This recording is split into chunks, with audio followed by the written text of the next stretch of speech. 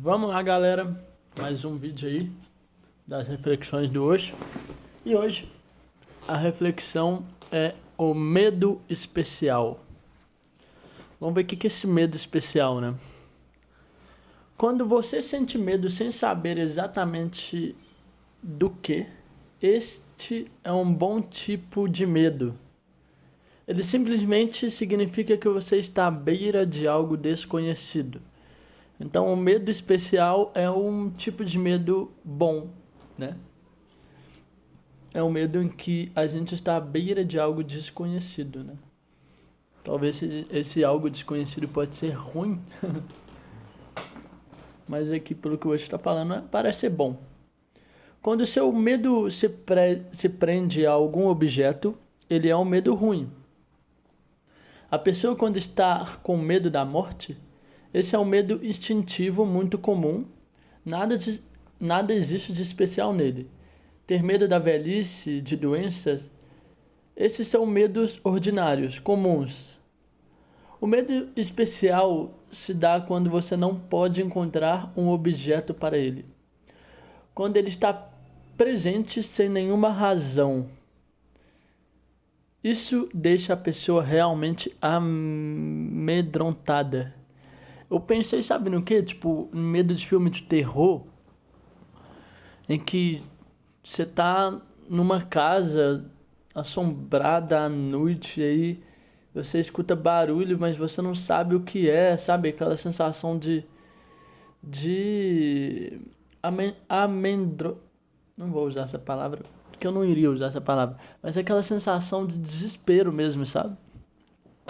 Não sei se é esse medo, né? Mas é um medo em que não seja atribuído a alguma coisa, a algum objeto. Não é atribuído à velhice, não é atribuído à morte. Tudo isso são básicos e instintivos, né? E é atribuído a um objeto esse medo, né? A alguma coisa, né? Agora, isso deixa a pessoa realmente amedrontada quando ele está presente sem nenhuma razão. Se você puder encontrar alguma razão, então a mente vai ficar satisfeita.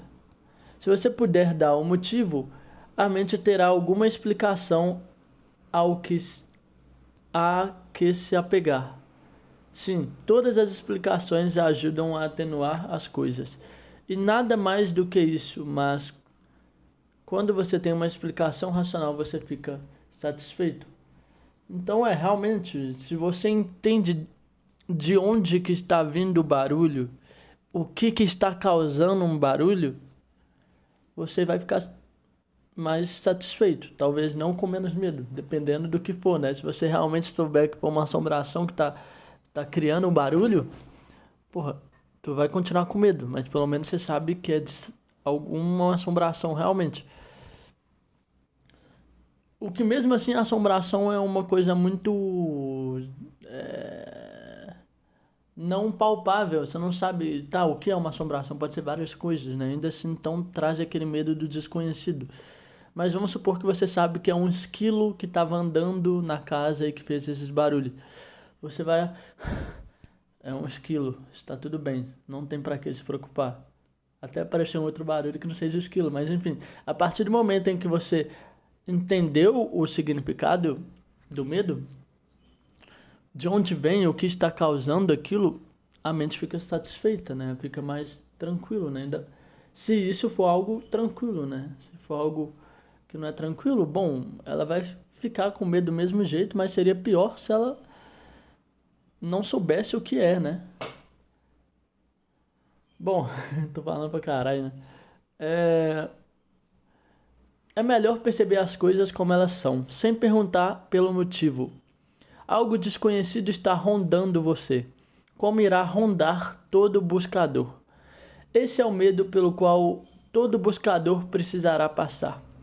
Não estou aqui para lhe dar explicações, mas para empurrá-lo em direção a ele. Não sou um psicanalista, sou um existencialista. Meu esforço é para torná-lo capaz de experimentar tudo o que for possível. O amor, o medo, a raiva, a ambição, a violência, a compaixão, a meditação, a beleza e assim por diante. Quanto mais você experimentar essas coisas, mais rico se tornará. Tá, então ele falou sobre duas coisas aqui. Primeiro, É melhor você perceber as coisas como elas são sem perguntar pelo motivo. Isso é muito interessante, porque o Osho ele já falou isso antes e eu acho uma coisa interessante. Quando a gente dá um motivo, uma razão para alguma coisa, se perde um pouco a graça, um mistério, que de certa forma tem uma beleza por trás. Quando você, por exemplo, entende o funcionamento de uma coisa do qual antes você não entendia, você olha aquilo com menos interesse, por assim dizer. Vamos dar um exemplo. Vou dar um exemplo que tá na minha cabeça, exemplo bobo, mas um exemplo bobo, mas vamos supor que você tá vendo uma flor se abrir assim, de repente. Você é uma criança. Você nunca saberia que uma flor pode se abrir, nem por que que ela se abre, e nem por qual motivo e quais mecanismos, beleza? A criança que está vendo aquilo, ela vai olhar com muito mais brilho nos olhos do que um cientista, um biólogo que estuda isso, que entende o comportamento, a lógica por trás de todos os mecanismos da planta estar se abrindo. É como se o conhecimento acerca do que você vê tira a beleza da parada, Botafé. A criança ela olha e fala assim: Nossa, caramba, o que que tá acontecendo? Que doideira, que incrível. Como que ela tá abrindo? Nossa, sabe? Aquele olhar de tipo. De. Mano, aquele olhar vivo, né? Aquele brilho mesmo. Agora o cientista, já sei o que que tá acontecendo. Tipo assim, porque a luz do sol abriu, tal, rolou. Não é isso, tá? Até porque eu não sei. Eu vou falar merda aqui, mas. Ah, a luz do sol bateu, rolou a fotossíntese e aí que ativou tal mecanismo. Enfim, eu sei que a fotossíntese não tem nada a ver, que é uma questão de alimentação. Mas enfim, ele vai entender todo o mecanismo é, por trás dela estar fazendo aquilo. Então ele vai se prender à mente dele, ao conceito na mente dele, não ao que realmente de fato está acontecendo, não um olhar puro do que realmente está sendo visto. Então logo a beleza se perde, entendeu? É tipo uma pessoa que nunca viu o pôr do sol antes. Ela vai ver, caramba, que cor é essa? O céu tá ficando vermelho. Como assim? Tal, que incrível. Mas a pessoa que já viu o pôr do sol mais de, sei lá, 100 mil vezes, 50 mil vezes, 1000 vezes, sei lá, não vai ter essa mesma reação, porque ela já sabe que tal horário tem isso, que a cor é essa, que acontece isso por causa da rotação da Terra, né, do Sol, enfim, um monte de coisa. Então, ele fala, percebe as coisas sem querer saber o motivo, sem perguntar pelo motivo. Entenda que isso é algo desconhecido e que está rondando por você, tá? E o segundo trem que ele fala é que o Osho é um existencialista. O esforço dele é capaz de fazer com que você experimente a vida de todas as formas possíveis. O amor, o medo, a raiva, a ambição, a violência, a compaixão, a meditação, a beleza.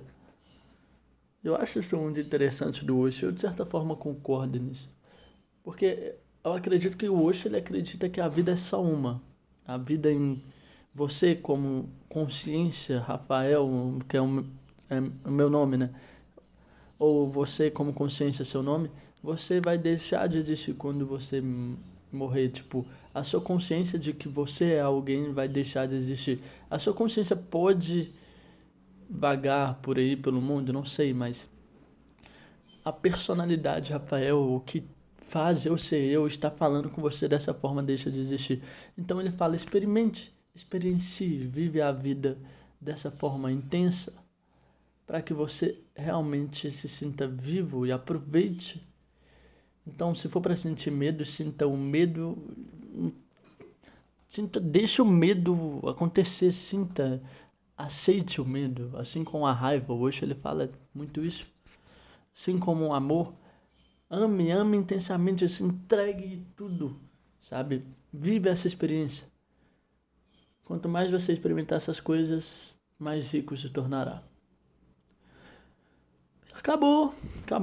Não pensei que ia acabar aqui, mas acabou a reflexão. Mas acho que eu consegui explicar bem aqui, né? No final, eu acho que deu para entender o que o Osho quis dizer. E é isso. Espero que vocês tenham gostado da reflexão. Valeu, tamo junto.